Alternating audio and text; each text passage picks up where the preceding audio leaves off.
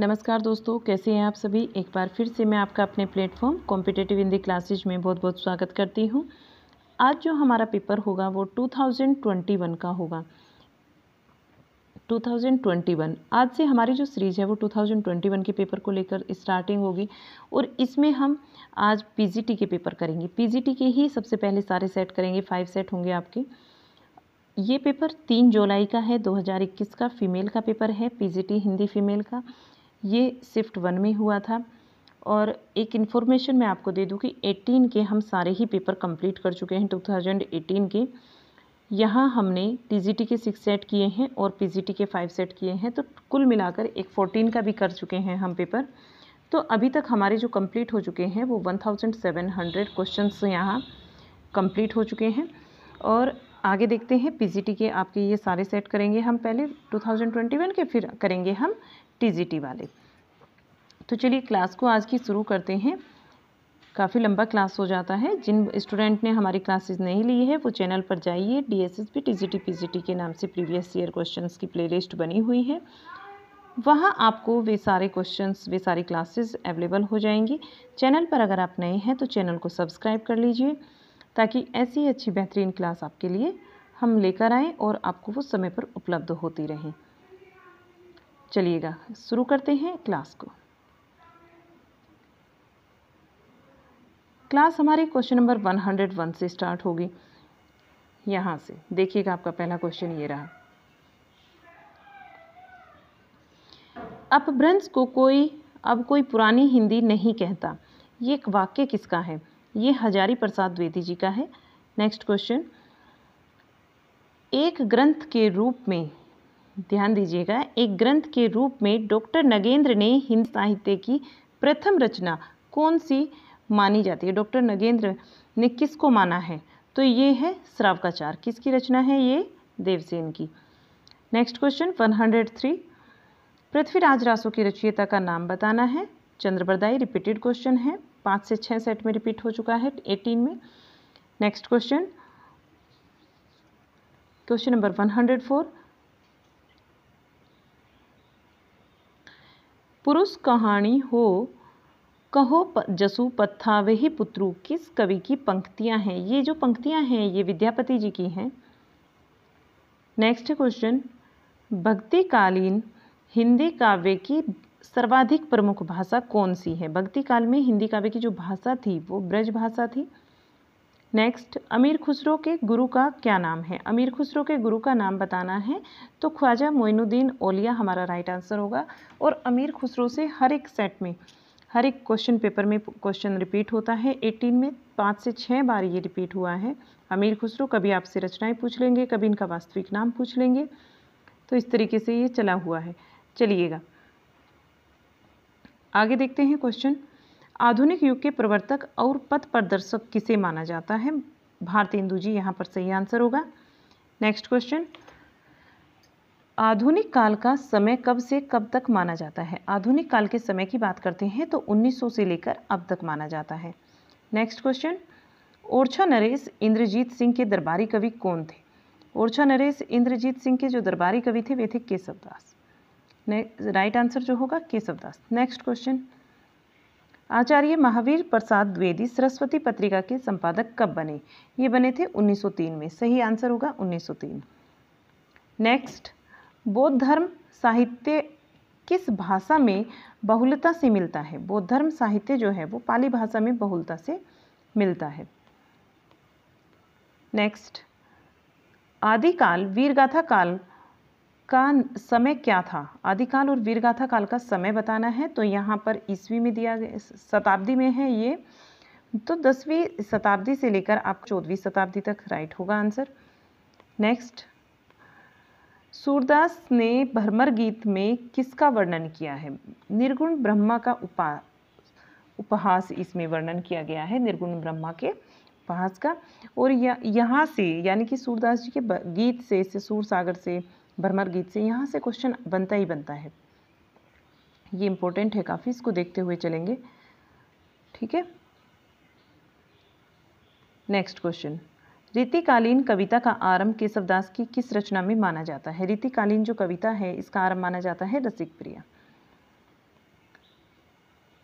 Next question है, हिंदी साहित्य का आरंभ किस शताब्दी से माना जाता है? 10वीं शताब्दी से माना जाता है। नेक्स्ट क्वेश्चन देखेंगे, हिंदी साहित्य में गद्यकाल किसे कहा गया है? गद्यकाल जो है वो आधुनिक काल को कहा गया है। राइट आंसर आधुनिक काल। नेक्स्ट, जैन पद्म पुराण का अनुवाद किसने किया? जैन जो पद्म पुराण है दौलत राम ने इसका अनुवाद किया। Right answer Daulat Ram. Next question, निम्नलिखित में से कुछ पुस्तकों और लेखों के जोड़े दिए गए हैं जो कि जिनमें एक गलत है, कौन सा गलत है ये हमें बताना है। ठीक है, भाषा योग वशिष्ठ, नाभादास, यही गलत है हमारा। नासिके तो पाठ्यांश सदल मिश्र, ये बात ठीक है। और श्रृंगार रसमंडन विठल नाथ का है, प्रेम सागर लल्लू लाल का है। तो गलत कौन सा था? भाषा योग वशिष्ठ, ये नाभादास जी की रचना नहीं है। ये जो है वो राम प्रसाद निरंजनी की रचना है, भाषा योग वशिष्ठ। राम प्रसाद निरंजनी यहाँ हमारा सही आंसर होगा। इसकी नाभादास जी की जगह क्या होता? राम प्रसाद निरंजनी। आगे चलिएगा, महादेवी वर्मा की रचना अतीत के चलचित्र कैसा संग्रह है? ये संस्मरणों का संग्रह है, रिपीटेड है आपका, कई को पेपर सेट में आ चुका है। नेक्स्ट, चंद्रधर शर्मा गुलेरी की सुविख्यात कहानी कौन सी है? उसने कहा था, रिपीटेड है। ये तो मैं बताती चलूँगी आपको क्या क्या है यहाँ रिपीट हो चुका है और क्या नहीं। नेक्स्ट चलिएगा, क्वेश्चन नंबर 121, रानी केतकी की कहानी के बारे में कौन सा कथन सत्य नहीं है? सत्य नहीं है बताना है। इसके लेखक सदल मिश्र हैं, ये गलत है भाई, इंशाअल्लाह खां की कहानी है रानी केतकी की कहानी, इंशाअल्लाह खां। नेक्स्ट, इसके बारे में बाकी जितनी बातें लिखी गई है कि यह ठेठ हिंदी में लिखी गई है। रानी केतकी की कहानी, रानी केतकी और उदयभान की प्रेम कथा का इसमें वर्णन है और इसे इंशाअल्लाह खां, इसके लेखक इंशाअल्लाह खां है, ये बात ठीक है। बाकी ये जो यहाँ है थर्ड पॉइंट, ये गलत होगा। आगे चलते हैं, नई कहानी वर्ग के कहानीकारों में निम्नलिखित में से किसका नाम नहीं आता? तो किसका नाम नहीं आता? विष्णु प्रभाकर जी का नाम नहीं आता है।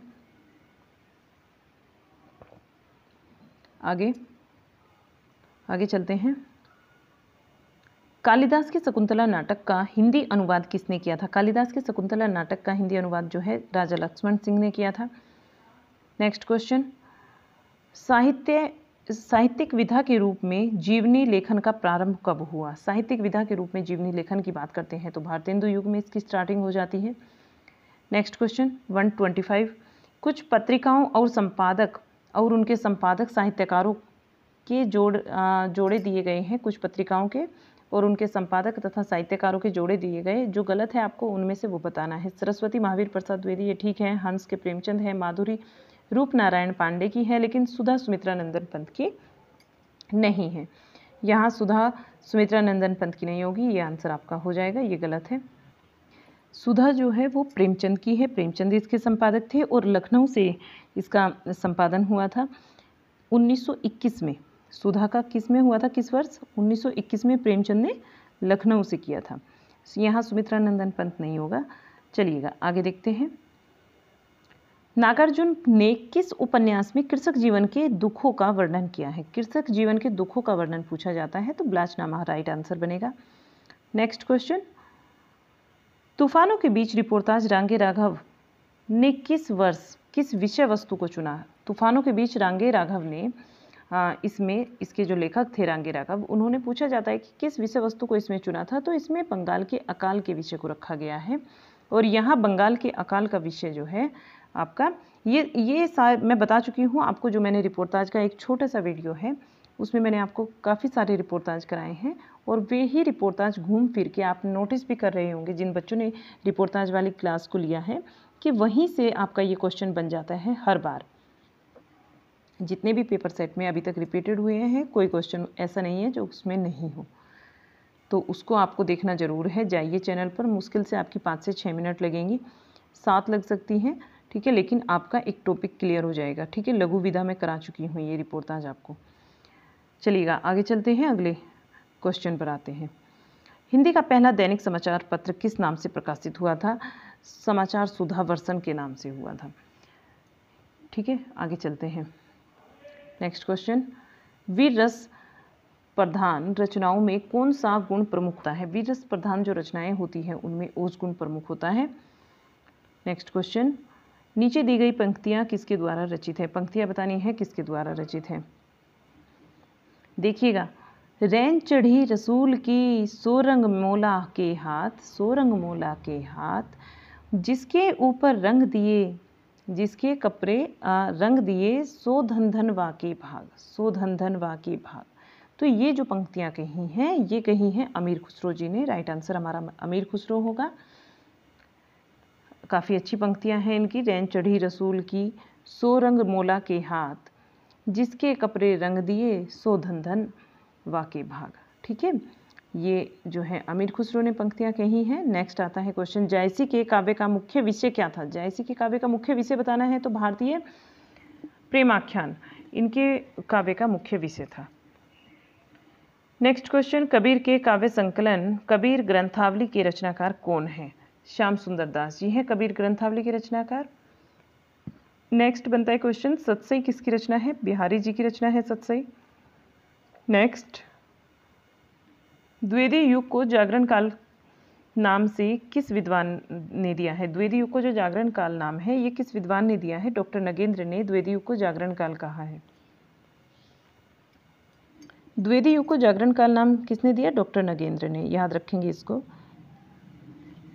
नेक्स्ट क्वेश्चन, सूफी कवि किस शाखा से संबंधित है? सूफी कवि प्रेमाश्रय से संबंधित है। नेक्स्ट क्वेश्चन बनता है, धर्मदास किसके शिष्य थे? कल भी मैंने आपको बताया, रिपीटेड है आपका, और कबीर के ये शिष्य थे। निम्नलिखित में से ग्रंथ की सर्वाधिक टीकाएं लिखी गई है? किस ग्रंथ की सर्वाधिक टीकाएं लिखी गई हैं? बिहारी सतसई एक ऐसा ग्रंथ है जिसकी सर्वाधिक टीकाएं लिखी गई है और बिहारी जी की रचना है। ये एकमात्र ग्रंथ यही लिखा था बिहारी जी ने। नेक्स्ट क्वेश्चन 138, कविता कौमुदी के रचयिता कौन है? कविता कौमुदी रामनरेश त्रिपाठी की रचना है। कविता कौमुदी किसकी? रामनरेश त्रिपाठी जी की रचना है। कविता कौमुदी के रचयिता रामनरेश त्रिपाठी हैं।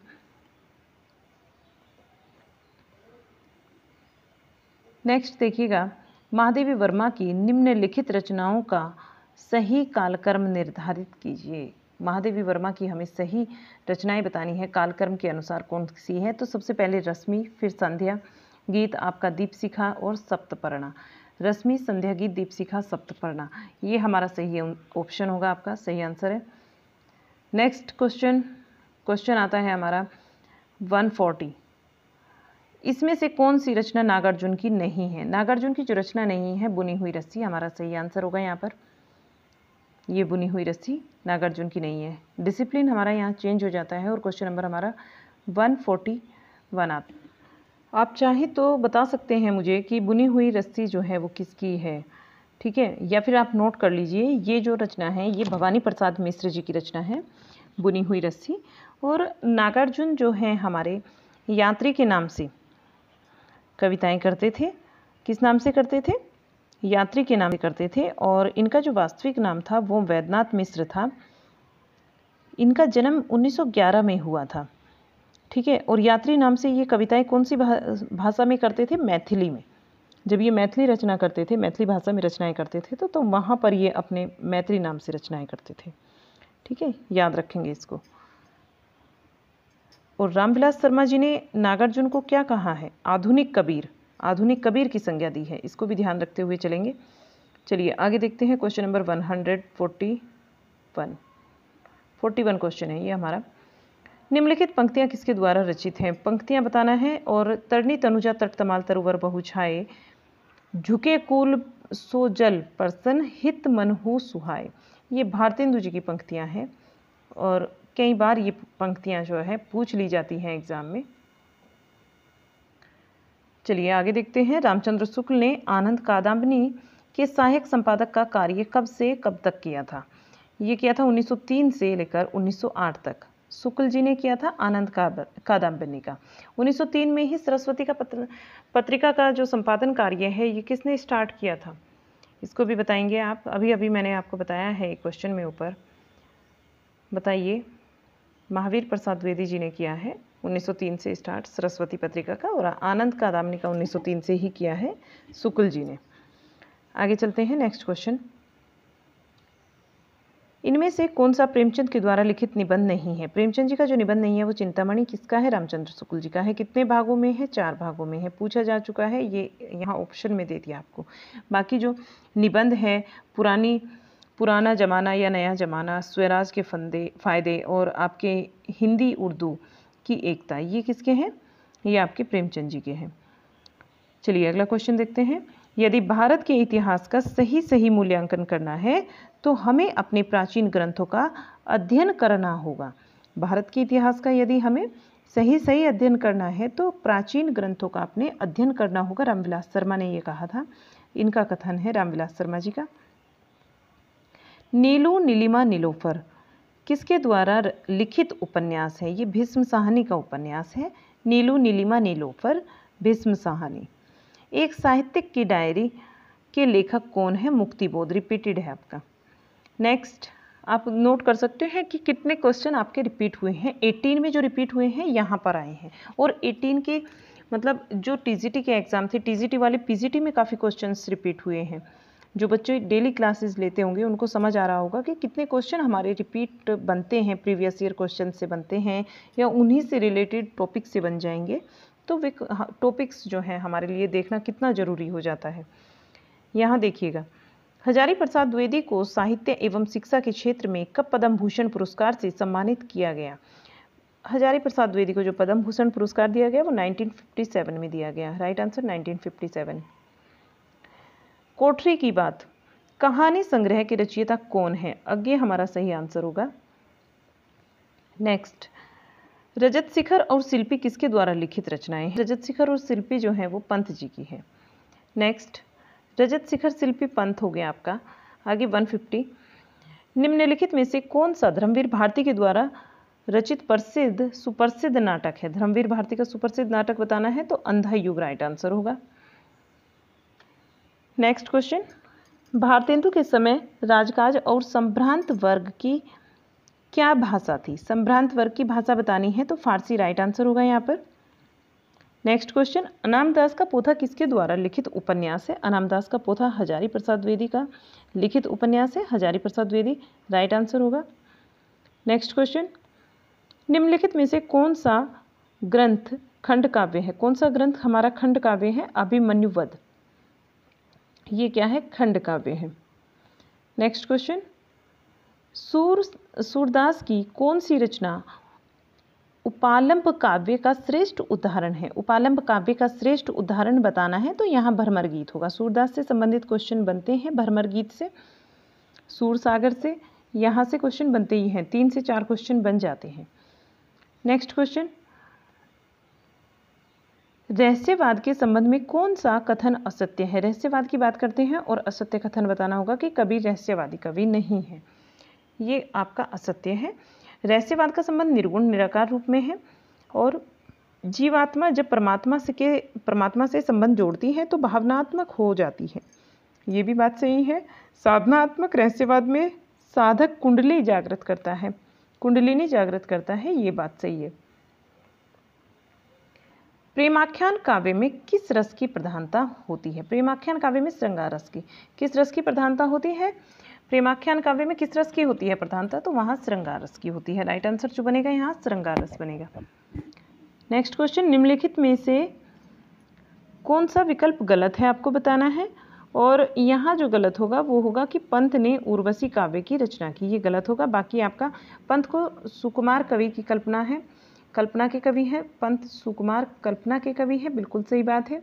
पंत के काव्य में प्रगतिवादी चेतना भी मिलती है, ये भी ठीक है। और पंत काव्य अरविंद दर्शन से भी प्रभावित रहा है, ये बात भी बिल्कुल ठीक है। पंत ने उर्वशी काव्य की रचना की है, ये आपका आंसर यहाँ हो जाएगा गलत। ठीक है, चलते हैं आगे। इन कवियों की रचना काल के अनुसार आरोही क्रम में सही विकल्प को चुनिए। आरोही क्रम में सही विकल्प चुनना है। इस तरह के क्वेश्चन 21 में ही आए हैं, 18 में इस तरह का क्वेश्चन नहीं आया कोई कवि और उनका कालक्रम के अनुसार आपको कर्म बताना है, आरोही या अवरोही। तो ये 18 में इस तरह का कोई क्वेश्चन नहीं था। प्रसाद जी, निराला, पंत महादेवी, तो यहाँ हमें ये नई चीज़ देखने को मिली है, तो ये भी ध्यान रखेंगे। कवियों को, रचनाकारों को भी उनके रचना के अनुसार, रचना काल के अनुसार, उनका जब जन्म है उसके अनुसार देखते हुए चलेंगे कि किसने सीक्वेंस में क्या बनता है, आरोही क्रम या फिर अवरोही क्रम। नेक्स्ट क्वेश्चन, लालटेन की छत किसका उपन्यास है? लालटेन की छत जो है वो निर्मल वर्मा का है, ये रिपीटेड है। नेक्स्ट, जयशंकर प्रसाद की कहानियों की संख्या कितनी है? 70 है, ये भी रिपीट है। नेक्स्ट, अस्क किस साहित्यकार का उपनाम है? अस्क जो है उपेंद्रनाथ अस्क का उपनाम है, ध्यान रखेंगे, उपेंद्रनाथ अस्क इनका पूरा नाम है। और प्रेमचंद की आत्माराम कहानी में आत्माराम कौन है? आत्माराम तोता। आत्माराम कौन है भाई? तोता है। वैद्यनाथ मिश्र किस लेखक या फिर मूल कवि किस लेखक का कवि का मूल नाम है? अभी मैंने आपको बताया नागार्जुन का है, और ये यात्री के नाम से कविताएं करते थे जब मैथिली भाषा में रचनाएं करते थे। मैथिली भाषा में जब भी इनको लिखना होता था तो ये यात्री के नाम से लिखते थे। नेक्स्ट, निराला किसको अपना अध्यात्म गुरु मानते हैं? निराला किसको मानते हैं अपना अध्यात्म गुरु? तो निराला जी जो है वो विवेकानंद को अपना अध्यात्म गुरु मानते हैं। निम्नलिखित प्रश्नों में 4 विकल्पों में से उस विकल्प का चयन करें जो दिए गए शब्द का पर्यायवाची शब्द नहीं है। प्रतिहारी, दिए गए शब्द का जो पर्यायवाची नहीं है वो प्रतिहारी। प्रवाद शब्द का बताना था हमें, प्रवाद शब्द का प्रतिहारी होगा, ये नहीं होगा, ठीक है। बाकी आपका जनश्रुति, कविदंती, अफवाह, प्रवाद के होते हैं पर्यायवाची। नेक्स्ट क्वेश्चन, निम्नलिखित प्रश्न में 4 विकल्प दिए गए हैं, उनमें से सही का चयन करना है जो शब्द का, दिए गए शब्द का विलोम शब्द है। दिया गया शब्द है हमारा समष्टि, समष्टि का हमें क्या बताना है? विलोम बताना है, व्यष्टि। राइट आंसर होगा व्यष्टि। निम्नलिखित प्रश्न में 4 विकल्पों में से उस विकल्प का चयन करें जो दिए गए एकार्थक शब्द का सही विकल्प है। सही विकल्प बताना है, आस्तिक का बताना है। आस्तिक का होता है गहरी चाह। आस्तिक का मतलब क्या होता है? गहरी चाह। निम्नलिखित प्रश्नों में 4 विकल्प दिए गए हैं, उनमें से एक का चयन करना है जो दिए गए एकार्थी शब्द का सही विकल्प हो। एकार्थी का सही बताना है तो आस्तिक, आस्तिक का यहाँ पर गहरी चाह होगा, राइट आंसर।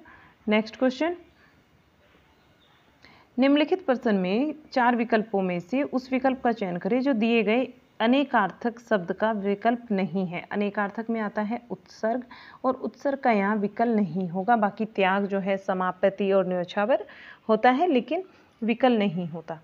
नेक्स्ट, निम्नलिखित प्रश्न में 4 विकल्पों में से उस विकल्प का चयन करें जो दिए गए अनेकार्थी शब्द का सही विकल्प नहीं है। सही विकल्प नहीं है ये बताना है, उत्सर्ग का होता है विकल्प। नेक्स्ट क्वेश्चन, निम्नलिखित प्रश्न में 4 विकल्पों में से उस विकल्प का चयन करें जो उत्सर्ग से बने शब्द का सही विकल्प नहीं है। उत्सर्ग से बने शब्द का नहीं है तो यहाँ पर पियक्कड़, ये उपसर्ग से नहीं बना, प्रत्यय से बना है। नेक्स्ट क्वेश्चन, निम्नलिखित प्रश्न में 4 विकल्पों में से उस विकल्प का चयन करें जो उत्सर्ग से, जो हमारा उपसर्ग है, उपसर्ग से बने शब्द का सही विकल्प नहीं है। तो कर्तनी, कर्तनी यहाँ पर क्या होगा? हमारा सही शब्द होगा जो उपसर्ग से नहीं बना है। किससे बना है? नी प्रत्यय से बना है।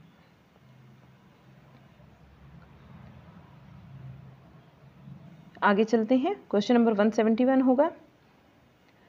निम्नलिखित में से 4 विकल्प दिए गए हैं और उसमें से उस विकल्प का हमें चयन करना है जो प्रत्यय से बने शब्द का सही विकल्प नहीं है। नहीं में आंसर देना है, और जो प्रत्यय से नहीं बना, उपसर्ग से बना है, तो यहाँ पर हाल में नी लग जाएगा, आपका उपसर्ग निहाल हो जाएगा, तो प्रत्यय नहीं है ये। राइट आंसर हमारा होगा निहाल। नेक्स्ट क्वेश्चन, निम्नलिखित प्रश्न में 4 विकल्पों में से उस विकल्प का चयन करें जो प्रत्यय से बने शब्द का सही विकल्प नहीं है। तो यहाँ अवकाश होगा। अवकाश में हमारा प्रत्यय नहीं लगा है। क्या लगा है इसमें? काश में अव उपसर्ग लगा है। नेक्स्ट क्वेश्चन देखते हैं। निम्नलिखित में प्रश्न में 4 विकल्पों में से उस विकल्प का चयन करें जो दिए गए शब्द का विलोम है। शूद्र का बताना है हमें। शूद्र, शूद्र का होता है विशाल।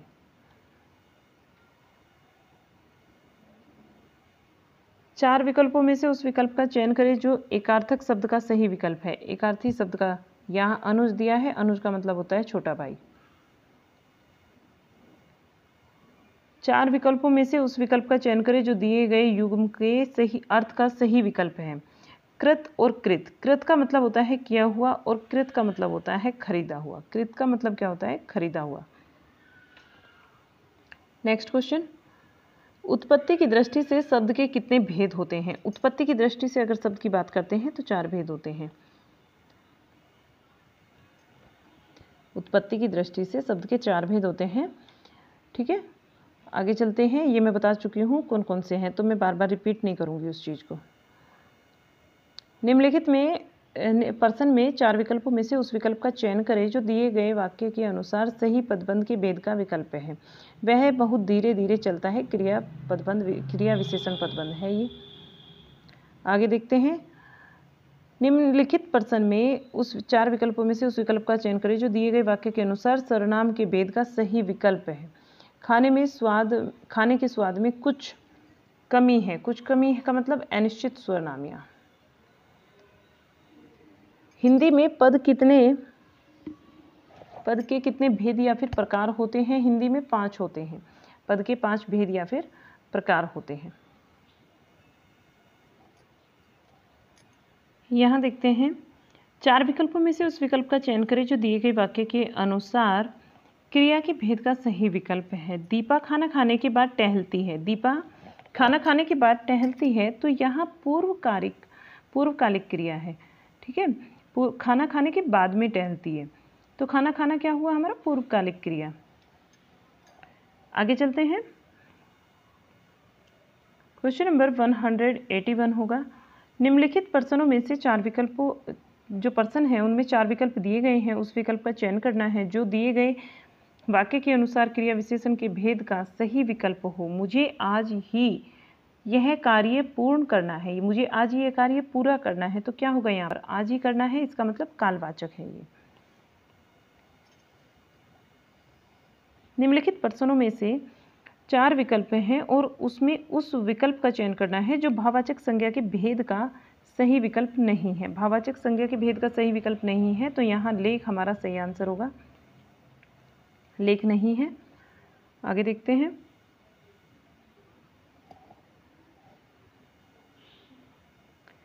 जिन शब्दों में प्रयोग के अनुसार कुछ परिवर्तन उत्पन्न होता है वे क्या कहलाते हैं? जिन शब्दों में प्रयोग के अनुसार कुछ परिवर्तन उत्पन्न होता है वे विकारी कहलाते हैं, विकारी शब्द कहलाते हैं।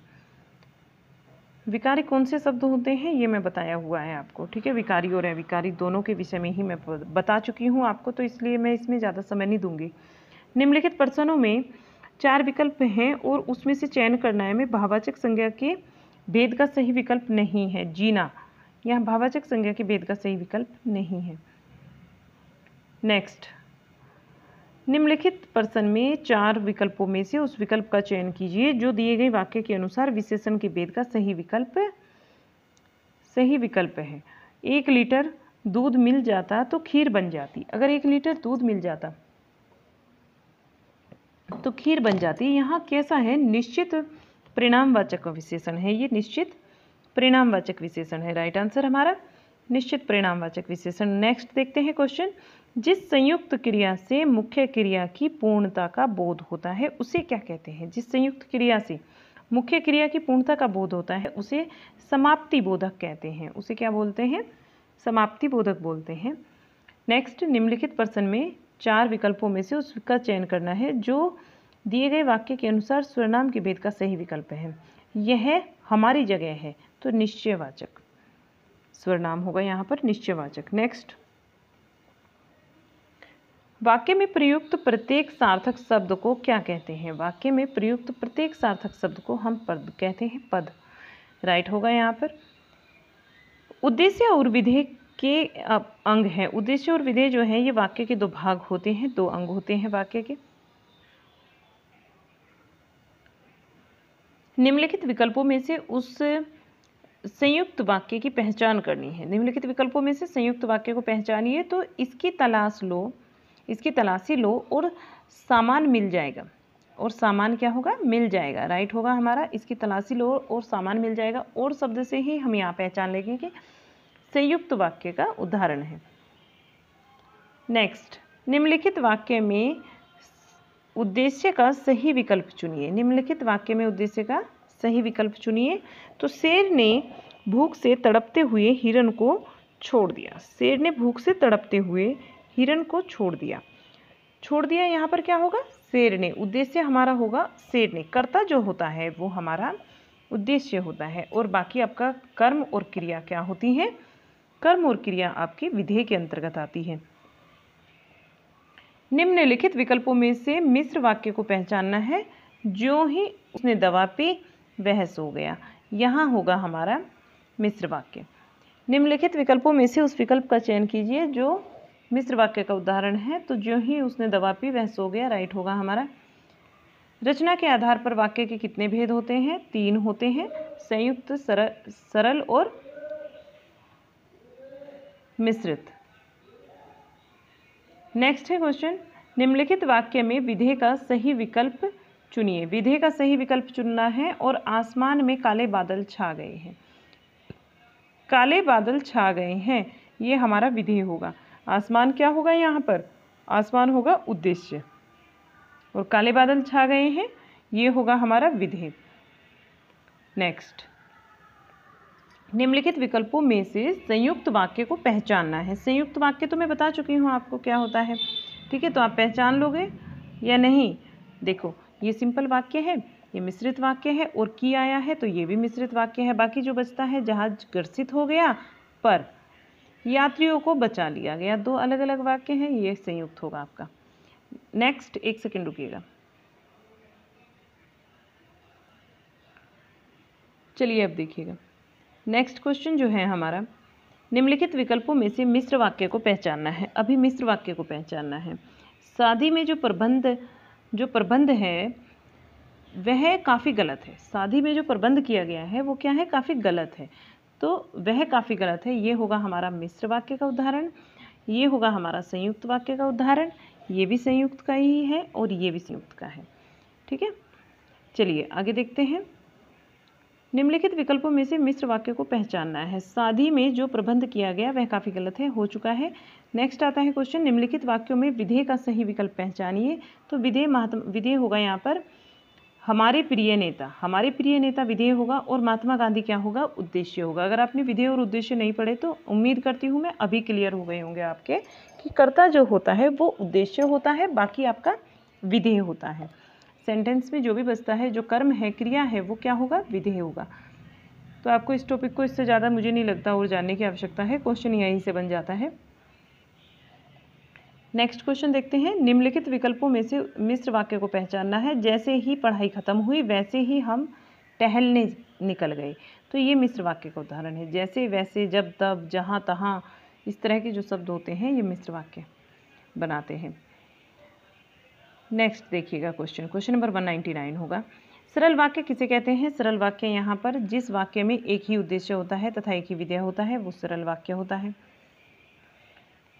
नेक्स्ट क्वेश्चन 200, निम्नलिखित विकल्पों में से उस विकल्प का चयन कीजिए जो दिए गए शब्द के सही संधि विच्छेद का विकल्प है। सही संधि विच्छेद यहाँ पर सीमा धन अंत होगा, सीमांत हो जाता है। सीमांत का बताना था तो सीमा धन अंत हो जाएगा, सीमांत, ठीक है?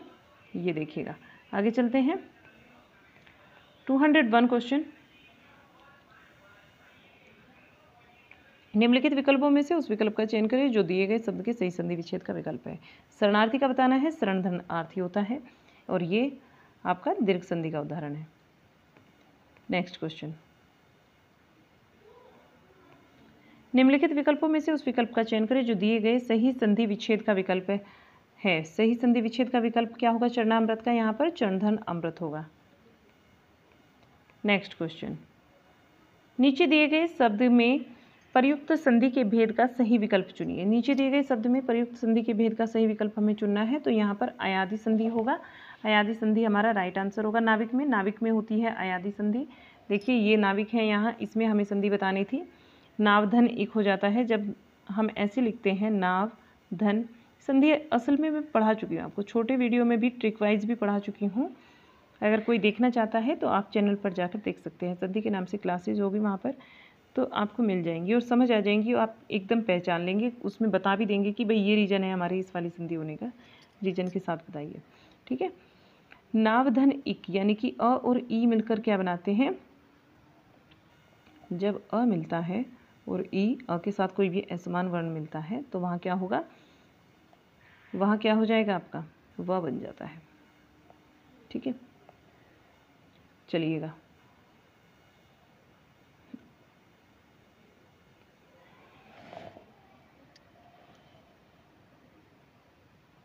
आगे चलें।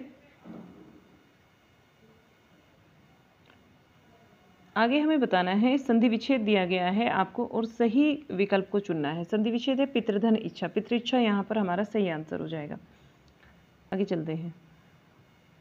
निम्नलिखित विकल्पों में से उस विकल्प का चयन करें जो दिए गए शब्द के सही संधि विच्छेद का विकल्प है। उल्लेख का बताना है, उत्धन लेख होता है व्यंजन संधि। नेक्स्ट क्वेश्चन, वर्णों के मेल या फिर जोड़ को क्या कहते हैं? संधि कहते हैं वर्णों के मेल या जोड़ को। ये छोटी छोटी डेफिनेशन भी आपको देखनी होंगी।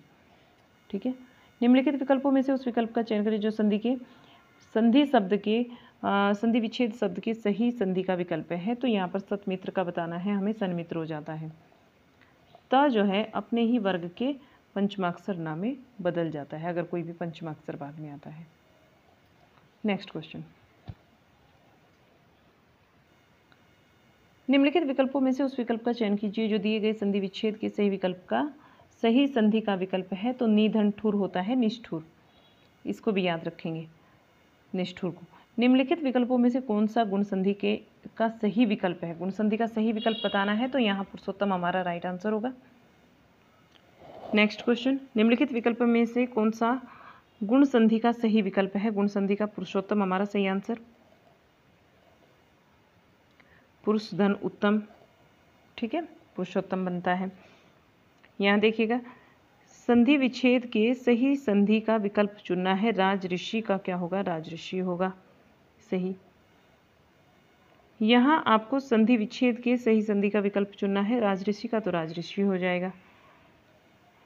श्रावकाचार में दोहों की संख्या कितनी मानी गई है? तो 250 मानी गई है। श्रावकाचार में दोहों की संख्या 250 मानी गई है।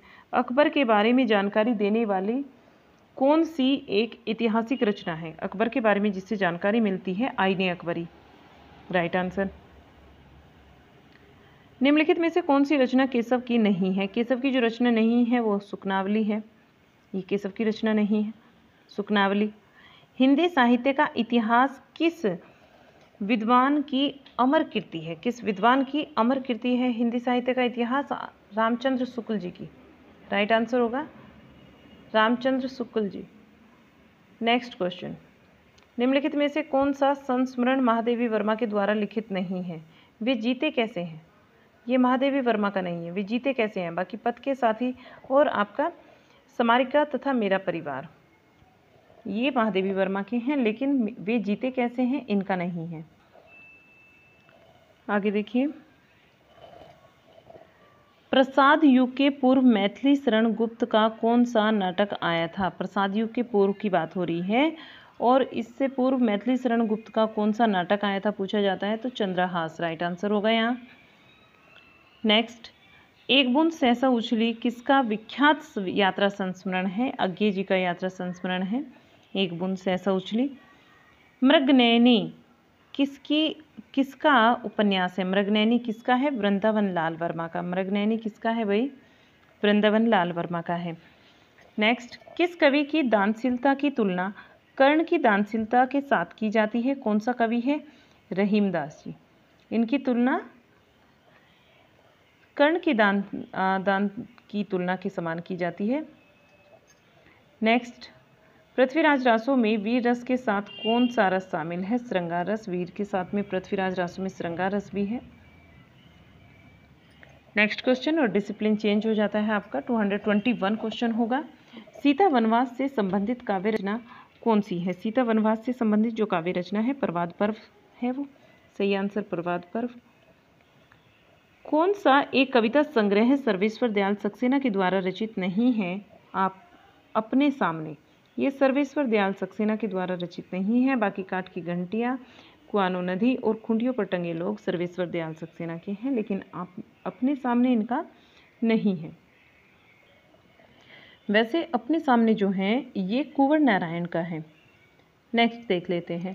नेक्स्ट है हमारा, कौन सी बोली का कोई साहित्य नहीं है? बघेली बोली ऐसी है जिसका कोई भी साहित्य नहीं है, बघेली बोली राइट आंसर होगा। नेक्स्ट, निम्नलिखित में से कौन सी भाषा विज्ञान का सही भाग नहीं है? कौन सा भाषा विज्ञान का सही भाग नहीं है? तो वो है पदार्थ विज्ञान, ये भाषा विज्ञान का सही भाग नहीं है। Next question, fort William college कहाँ स्थित है? कोलकाता हमारा राइट आंसर होगा। 1800 में इसकी स्थापना की गई थी। नेक्स्ट, किस तिथि को हिंदी को राष्ट्रभाषा के रूप में स्वीकार किया गया था? 14 सितंबर 1949 हिंदी को राष्ट्रभाषा के रूप में स्वीकार किया गया था। नेक्स्ट क्वेश्चन देख लेते हैं। महाराष्ट्र में वृद्धा में स्थित राष्ट्रभाषा प्रचार समिति, जो कि एक हिंदी सेवी संस्था है, उसकी स्थापना, जो कि क्या है, एक हिंदी सेवी संस्था है, उसकी स्थापना कब हुई थी? उसकी स्थापना हुई थी 1936 में। कब हुई थी? 1936 में हुई थी स्थापना। आगे चलते हैं। हिंदी भाषा का कौन सा पत्र इंग्लैंड से प्रकाशित हुआ था? हिंदी भाषा का कौन सा पत्र है जो कि इंग्लैंड से प्रकाशित हुआ था? तो हिंदुस्तान। कौन सा पत्र हुआ था? हिंदुस्तान हमारा राइट आंसर होगा। नेक्स्ट, अखिल भारतीय हिंदी संस्था संघ की स्थापना किसने की? अखिल भारतीय हिंदी संस्था संघ की स्थापना की थी भारत सरकार, राइट आंसर। नेक्स्ट, निम्नलिखित में से कौन सी द्रविड़ भाषा नहीं है? द्रविड़ भाषा कौन सी नहीं है? द्रविड़ भाषा सिंधी, ये नहीं है। नेक्स्ट, भाषा विज्ञान भाषा की उत्पत्ति, उसकी बनावट, उसके विकास तथा उसके ह्रास की वैज्ञानिक व्याख्या करता है। ये जो कथन है ये बताना है हमें कि किसके द्वारा लिखित है ये कथन। ये कथन डॉक्टर श्याम सुंदर दास जी का है। ये कथन किसका है? श्याम सुंदर दास का है। नेक्स्ट, जिन स्वरों के उच्चारण में ह्रस्व में 3 गुना समय लगता है उनको प्लुत बोलते हैं। प्लुत, ध्यान रखेंगे प्लुत को। ह्रस्व वे होते हैं जिनमें सबसे कम समय लगता है, दीर्घ जिनमें हर्ष से 2 गुना, और प्लुत वे होते हैं जिनमें हर्ष के 3 गुना लगता है। काशी में प्रकाशित होने वाली साहित्यिक पत्रिका कौन सी है? काशी में जो प्रकाशित होने वाली साहित्यिक पत्रिका है वो इंदु है। नेक्स्ट क्वेश्चन, हिंदी का सुकुमार कवि किसे कहा जाता है? सुमित्रा नंदन पंत, राइट आंसर होगा सुमित्रा नंदन पंत। नेक्स्ट क्वेश्चन, ये हो गया हमारा। आगे देखिए, हनुमान की पूंछ में लगन न पाई आग, लंका सारी सिगरी जल गई और निशाचर गए भाग में कौन सा अलंकार है? इसमें जो है अतिशोक्ति अलंकार है। यहाँ पर क्या है? अतिशोक्ति अलंकार है।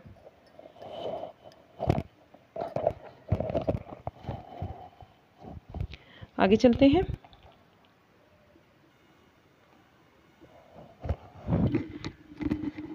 किस छंद के सभी चरणों में वर्ण की संख्या नियत रहती है और कौन लघु होगा कौन गुरु होगा यह निश्चित रहता है? ये होते हैं वार्णिक छंद। वार्णिक छंद यहाँ जो है सही आंसर होगा। नेक्स्ट, आवारा मसीहा किसके द्वारा लिखित जीवनी है? विष्णु प्रभाकर, ये हमारा रिपीटेड है, राइट आंसर हमारा विष्णु प्रभाकर। नेक्स्ट, आचार्य रामचंद्र शुक्ल की रसमीमांसा नामक आलोचनात्मक कृति में कितने अध्याय हैं? रसमीमांसा नामक जो आलोचनात्मक कृति है इसमें 5 अध्याय हैं। आगे चलते हैं। शब्द शक्ति के कितने प्रकार हैं? शब्द शक्ति के 3 प्रकार हैं, अभिधा, लक्षणा और व्यंजना। नेक्स्ट, रसपरक अपकर्षक दोषः अर्थात रस के अपकर्षक दोष कहलाते हैं। रस के अपकर्षक दोष कहलाते हैं। और रस के संबंध में यह वाक्य किसके द्वारा कहा गया है? किसके द्वारा कथित है? रसापकर्षः दोषः, रसापकर्षः दोषः, ये आचार्य विश्वनाथ का कथन है। नेक्स्ट, आपका डिसिप्लिन भी चेंज हो जाता है। और क्वेश्चन नंबर 241, जन रंजन मंजन दानुज मनुज रूप सूप भूप, विश्व बदर इव धृत, उदर जोवत सोवत सूप, उदर जोवत सोवत सूप, ये कहा गया है। इसमें अलंकार कौन सा है? इसमें जो है अनुप्रास अलंकार है। ठीक है, यहाँ क्या होगा? अनुप्रास अलंकार होगा। देखिए लास्ट में जो है अंत्य अनुप्रास इसमें मिला हुआ है, भूप सूप इस तरीके से, तो यहाँ अनुप्रास अलंकार होगा। आगे क्वेश्चन देखते हैं अपना। बतरस लालच लाल की मुरली धरी लुकाए, सोहे करे भोही ने दैन कहे नटी जाए में कौन से रस की अभिव्यक्ति हुई है? श्रृंगार रस की अभिव्यक्ति हुई है यहाँ पर। आगे क्वेश्चन, रति हरास और शोक आदि स्थायी भावों को प्रकाशित तथा व्यक्त करने वाली आश्रय चेष्टाएं क्या कहलाती हैं? आश्रय चेष्टाएं जो है वो अनुभाव कहलाती हैं। क्या कहलाती हैं? अनुभाव कहलाती हैं। नेक्स्ट क्वेश्चन, निम्नलिखित वाक्य में कौन सी शब्द शक्ति है? रौनक गधा है। वाक्य देखो पहले, रौनक गधा है, इसमें बताना है कौन सी शब्द शक्ति है, तो लक्षणा शब्द शक्ति है। नेक्स्ट, छंद में नियमित वर्ण या फिर मात्रा पर सांस लेने के लिए रुकना पड़ता है और इस रुकने को ही क्या कहते हैं? यति कहते हैं। कल वाले पेपर में भी आया था ये 18 में, ये आपका क्वेश्चन रिपीटेड है। आगे चलते हैं। चारों चंद की चंचल किरणें खेल रही थी जलथल में, यहाँ तक की आई बात समझ? खेल रही थी जलथल में कौन सा अलंकार है? इसमें अलंकार पूछा जा रहा है आपसे, तो अनुप्रास यहाँ राइट आंसर होगा। नेक्स्ट क्वेश्चन, हिंदी पत्रकारिता का पहला चरण कब से कब तक, किस समय तक के लिए कहा जाएगा? किस समय तक को कहा जाएगा? कब से कब तक का? 1826 से लेकर 1873 हमारा राइट आंसर होगा। हिंदी पत्रकारिता का चरण कहा जाएगा 1826 से लेकर 1873। आगे चलते हैं। किस प्रयोग, जांच या फिर पूछताछ के परिणाम को प्रदर्शित करने के लिए किस लेखन विधि का उपयोग किया जाता है? वो लेखन विधि है हमारी report, right answer. Next question देखते हैं।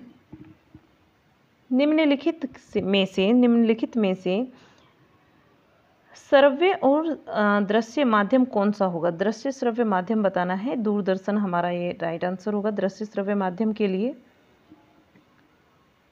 1909 में जयशंकर प्रसाद ने किस पत्रिका का प्रकाशन किया? 1909 में इंदु पत्रिका का प्रकाशन किया जयशंकर प्रसाद जी ने।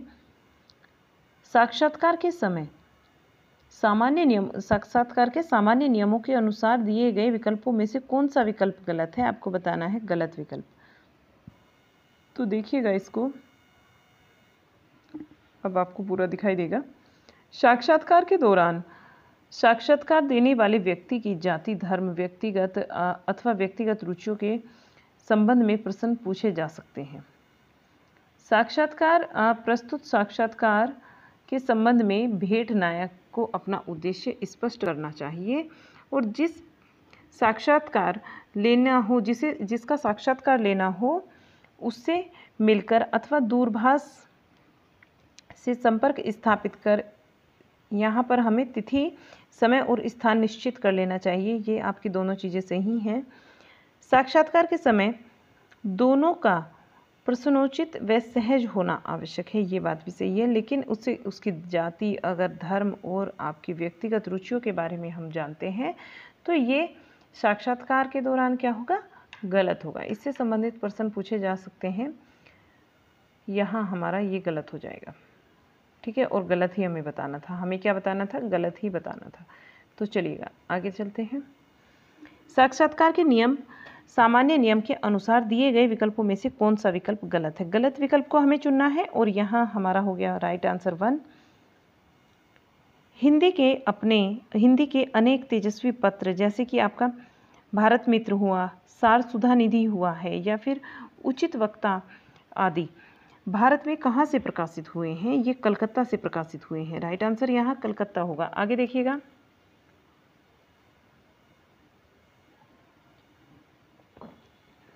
आगे जो क्वेश्चन है, क्वेश्चन नंबर 153 बनता है, इनमें से किस समाचार पत्र के संपादक बाबू बाल मुकुंद गुप्त नहीं थे? नहीं में आएगा तो संजीवनी हमारा राइट आंसर होगा। बाकी अखबार चुनार और भारत मित्र तथा हिंदी बंगवासी, ये आपके बाल मुकुंद गुप्त के हैं। नेक्स्ट, निम्नलिखित में से पुरुषोत्तम दास टंडन के साथ किस लेखक ने पत्र व पत्रकार नामक पुस्तक लिखी है? पत्र और पत्रकार नामक जो पुस्तक लिखी है वो कमलापति त्रिपाठी ने लिखी है। कमलापति त्रिपाठी यहाँ राइट आंसर हो जाएगा। नेक्स्ट क्वेश्चन, भारत का पहला छापाखाना सन 1556 में कहाँ खोला गया? जो पहला छापाखाना खुला है वो 1556 में खुला है और गोवा में। राइट आंसर होगा गोवा। नेक्स्ट, राजनीतिक पत्रिका आज, राजनीतिक पत्रिका है आज नाम की, जो कि 1921 में प्रकाशित हुई थी। तो इसके संपादक पूछे जा रहे हैं स्वर्गीय बाबूराव विष्णु पराड़कर, ये हमारा राइट आंसर होगा, स्वर्गीय बाबूराव विष्णु पराड़कर।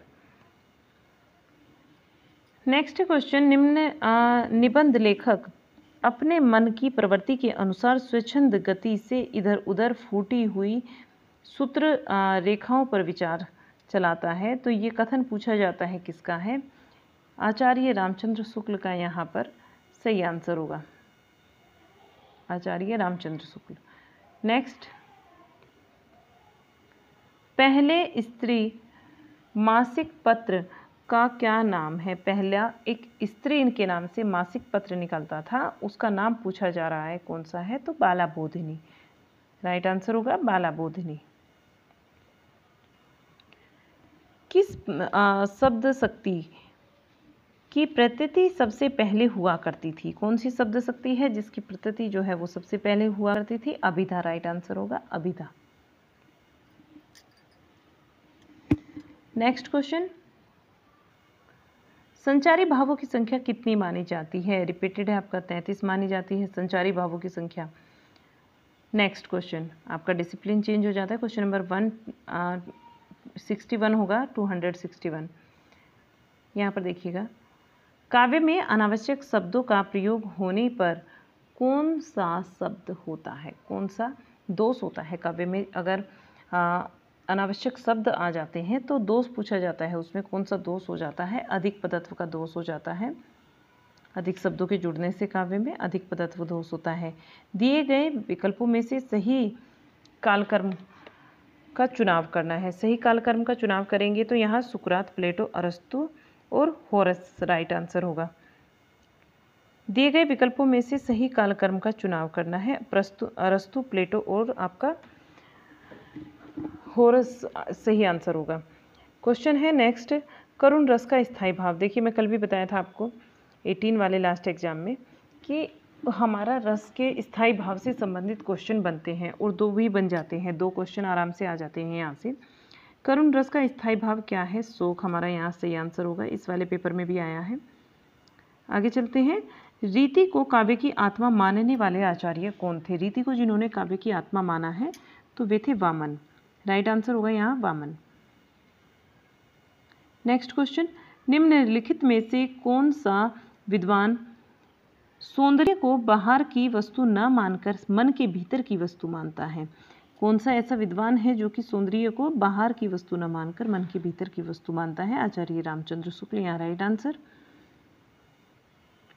निम्नलिखित में से कौन सा काव्य शास्त्र का संप्रदाय नहीं है? कौन सा काव्य शास्त्र का, भारतीय काव्य शास्त्र का संप्रदाय नहीं है? तो यहाँ जो हमारा राइट आंसर होगा वो भाव होगा।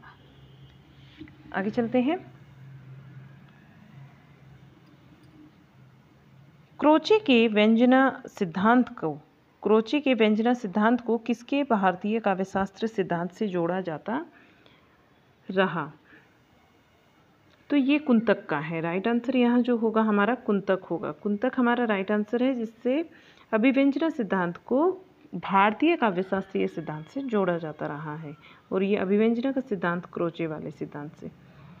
नेक्स्ट देखिएगा, नई समीक्षा के जन्मदाता किसे माना जाता है? नई समीक्षा की बात करते हैं तो इलियट यहाँ राइट आंसर होगा, इलियट। नेक्स्ट क्वेश्चन, संस्कृत से सीधा संबंध किस भाषा का है? संस्कृत से सीधा संबंध की बात करते हैं तो कौन सी भाषा का है सीधा संबंध? प्राकृत हमारा राइट आंसर होगा यहाँ पर, प्राकृत। नेक्स्ट क्वेश्चन, अनंत देवी प्रसाद के किस नाटक की पात्र है? अनंत देवी जो है वो स्कंदगुप्त की पात्र है। नेक्स्ट,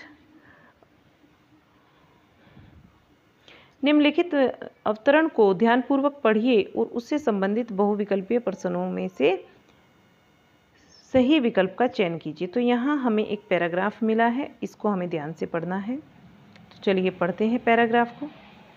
फ़ॉन्ट छोटा करना पड़ेगा क्योंकि पैराग्राफ का जो फ़ॉन्ट है, लंबाई है, वो काफ़ी है और इसीलिए फ़ॉन्ट जो है वो छोटा हो जाएगा। तो आप ध्यान से सुन सकते हैं, ठीक है। देखिएगा, भारतीय समाज में कन्याओं को सुनिश्चित बनाने के लिए, कन्याओं को सुरक्षित बनाने के प्रति सदा से ही उदासीनता और शंका का वातावरण रहा है। आम लोगों की धारणा रही है कि कन्याओं को शिक्षित बनाने का कोई लाभ नहीं है। आम लोगों की धारणा क्या रही है कि कन्याओं को, लड़कियों को अगर शिक्षित बनाते हैं तो इसका कोई लाभ नहीं होगा। अतः अंततः उन्होंने क्या किया, उन्हें चूल्हा चौका ही संभालना है। आम लोगों की ये धारणा है कि उन्हें शिक्षित करा भी ले तो उसका कोई लाभ नहीं है, अंत में तो उन्हें चूल्हा चौका ही संभालना है। पर्दा प्रथा और दहेज भी कन्याओं में बाधक रहे हैं। ये दोनों भी इनकी शिक्षा में क्या रहे हैं, बाधक रहे हैं। आज परिस्थितियां बदलने और सरकार के कन्या शिक्षा के प्रति उत्तरदायित्व को गंभीरता से लेने से परिदृश्य बदलता जा रहा है और कन्या शिक्षा को निःशुल्क किए जाने से गरीब कन्याओं को भी शिक्षा मिल पा रही है।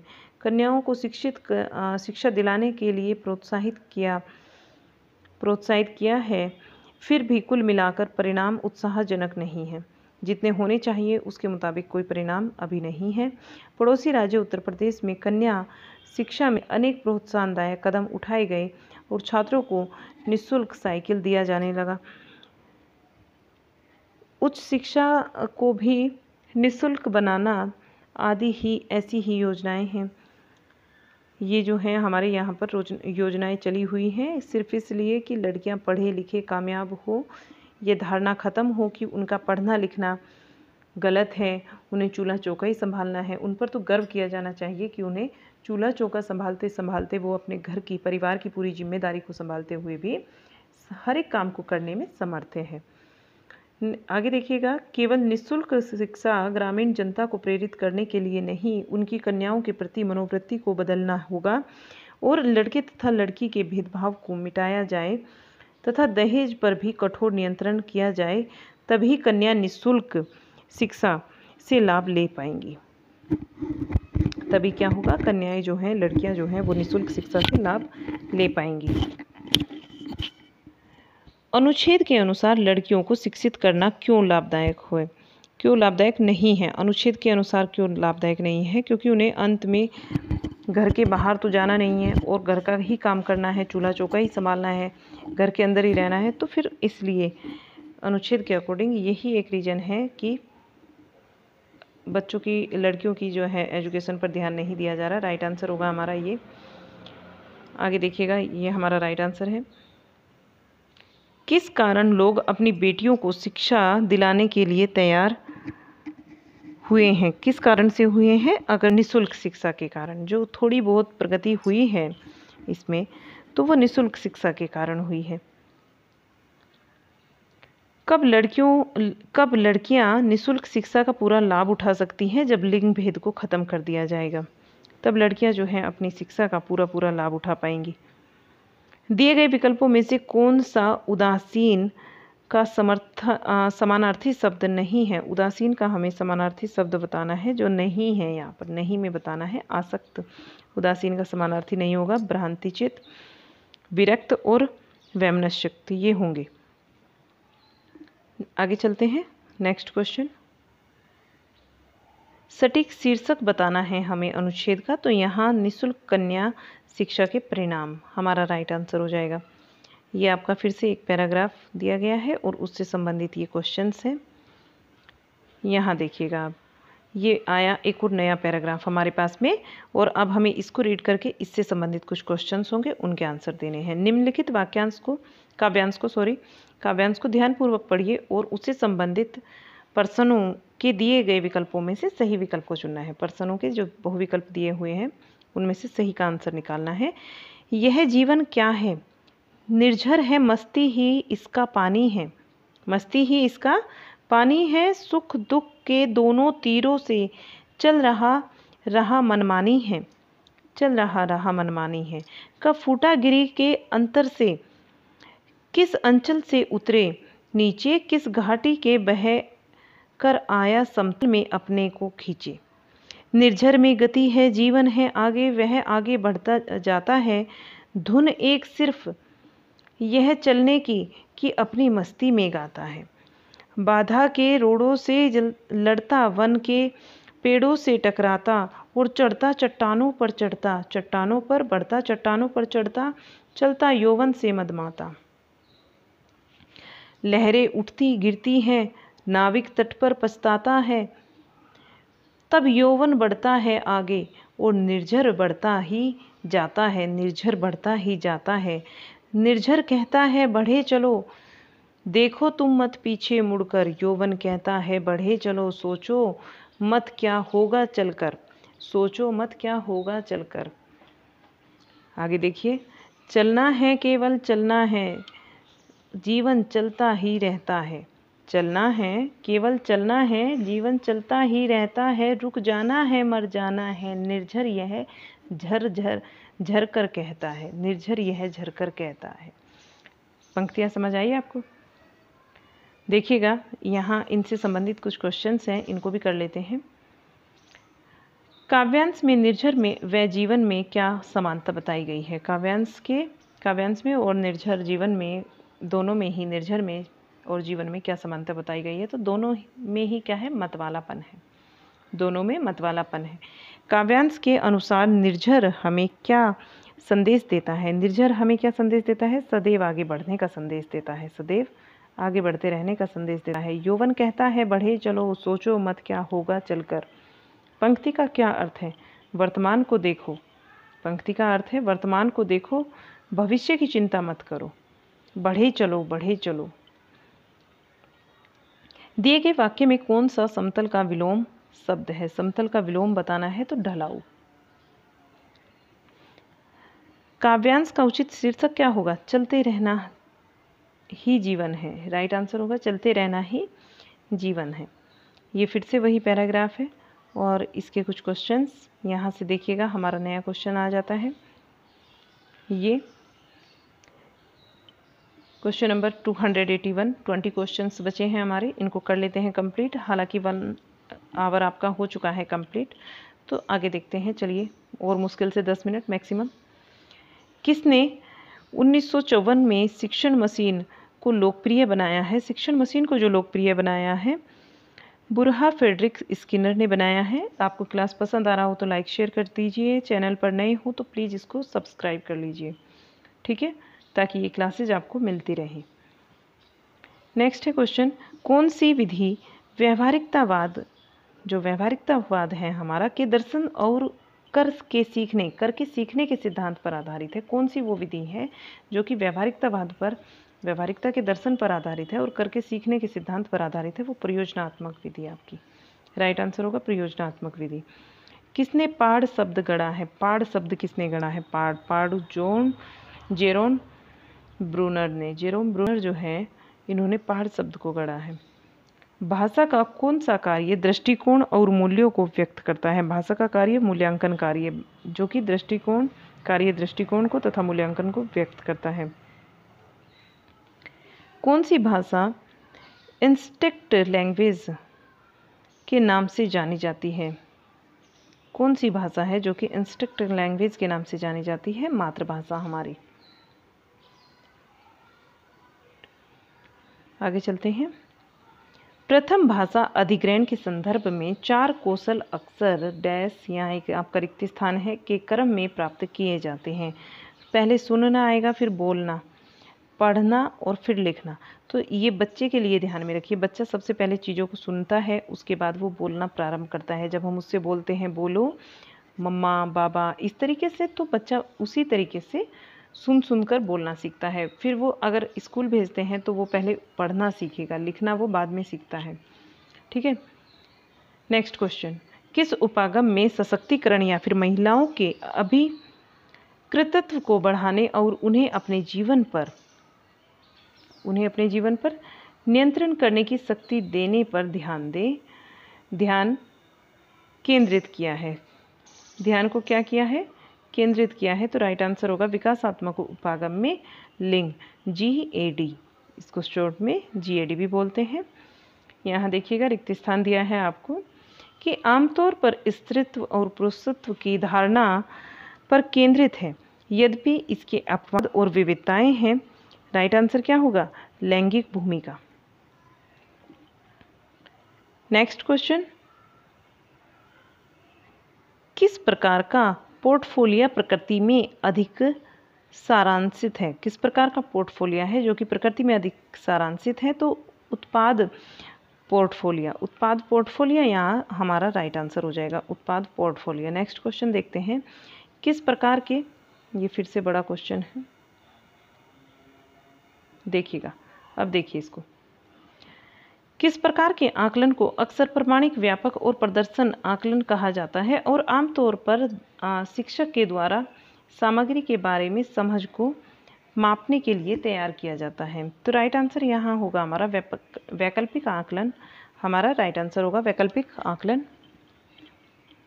नेक्स्ट देखते हैं क्वेश्चन, एक रिक्त स्थान दिया गया है और पूछा जाता है कि नैदानिक परीक्षा जो है, नैदानिक परीक्षा का केंद्रीय कार्य है, नैदानिक परीक्षा का केंद्रीय कार्य है, क्या है ये हमें बताना है, जिसमें केवल परीक्षा के अंकों के बजाय सीखा जा रहा है, उसकी विस्तृत सामग्री पर ध्यान केंद्रित करना शामिल है।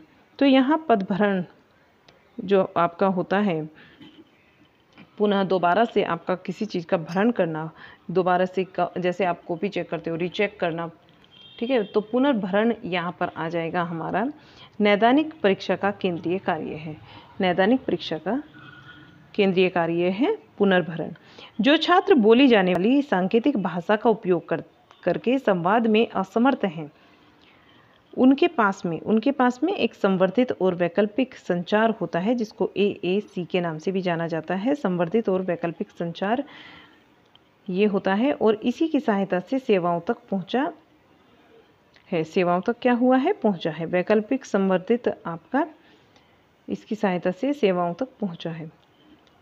ठीक है, नेक्स्ट अगला क्वेश्चन है हमारा, शिक्षण सहायकों को किसके नाम से भी जाना जाता है? छाया शिक्षक के नाम से भी जाना जाता है। इनको छाया शिक्षक के नाम से भी जाना जाता है। यहाँ देखिए, समावेशी शिक्षा के किस मॉडल में छात्र को गैर विकलांग साथियों के साथ में उचित विचार विमर्श प्रदान करने के लिए नियमित कक्षाएं निर्देश के दौरान आपका क्या होता है? शामिल की जाती हैं। आवश्यक चीज़ें हैं, ये आपके लिए करना ज़रूरी है। टीचिंग एप्टीट्यूड के क्वेश्चंस भी, ठीक है, ये 10 क्वेश्चन तो आते ही आते हैं यहाँ से। चलिए देखते हैं इसको, आंसर जो बनेगा यहाँ पर हमारा वो सामाजिक मुख्य धारा मॉडल होगा। आगे क्वेश्चन है हमारा, क्वेश्चन नंबर 296 होगा, किस प्रकार के थीमेटिक अपेयरेंस टेस्ट के अंतर्गत विषयगत संप्रत्यक्ष परीक्षा आती है? संप्रत्यक्ष परीक्षा जो आती है कंस्ट्रक्शन टाइप होता है हमारा, ये टेस्ट जो है वो कंस्ट्रक्शन टाइप होता है, तो इसी के अंतर्गत आती है। नेक्स्ट, विचारों और शब्दों के बीच में संबंध का अर्थ क्या है? संबंध या का अर्थ या स्रोत, किसका स्रोत है? ये सिस्मेंटिक का स्रोत होता है। राइट आंसर होगा हमारा सिस्मेंटिक। उस सूची का नाम बताइए जो व्यक्तित्व के सामान्य लक्षणों को मापती है। व्यक्ति के सामान्य लक्षणों को मापती है और व्यक्तियों का वर्णन उस तरह से करती है जैसे दूसरे उन्हें देखते हैं। तो इसको बोलते हैं कैलिफोर्निया साइकोलॉजिकल इन्वेंटरी। क्वेश्चन देखिए, सेकंड लास्ट, किस प्रकार के नाटक स्पष्ट शुरुआत, मध्य, अंत के साथ तैयार किए जाते हैं? स्पष्ट शुरुआत, मध्य और अंत के साथ तैयार किए जाते हैं, तो ये होते हैं लीनियर ड्रामा। ये कैसे नाटक होते हैं? लीनियर ड्रामा बोलते हैं इनको। लास्ट क्वेश्चन, लीनियर ड्रामा में कौन सी तकनीक छात्रों को इस समय अपना स्वयं का नाटकीकरण जोड़ने की अनुमति देती है? तो ये कौन सी तकनीक होती है? इम्प्रोवाइजेशंस तकनीक होती है, जो कि हमें अपने छात्रों को क्या है, अपने समय को स्वयं को नाटकीकरण में जोड़ने की अनुमति देती है। ठीक है, यहाँ हमारे 200 क्वेश्चन कंप्लीट हो जाते हैं। क्लास आपको अच्छा लगा हो, पसंद आया हो, क्वेश्चन समझ आए हो, लाइक शेयर जरूर कीजिए। चैनल पर नए हैं सब्सक्राइब कर लीजिए, क्योंकि ये क्लासेस हमारी अभी चलती रहेंगी। काफ़ी सारे क्वेश्चंस हम कर चुके हैं। 18 के पूरे सेट हमारे कंप्लीट हो चुके हैं, टीजीटी और पीजीटी के। अभी हमारा 2021 का हमने सीरीज चलाई है, जिसमें पीजीटी को स्टार्टिंग किया है पहले, और आज इसका 1 क्लास कंप्लीट हो चुका, 1 पेपर सेट हमारा 3 जुलाई का। तो यहाँ अब हम जो करेंगे नेक्स्ट, इससे अगले वाला पेपर लेंगे, शिफ्ट सेकंड का पेपर, तो 2021 का ही पीजीटी का। इस तरीके से 5 सेट है 21 में, तो ये पाँचों के पाँचों हम कंप्लीट कर लेंगे। और उम्मीद करते हैं आपको पसंद आ रहे होंगे क्लासेज। चलिए मिलते हैं आपसे अगली क्लास में, तब तक के लिए टाटा बाय बाय।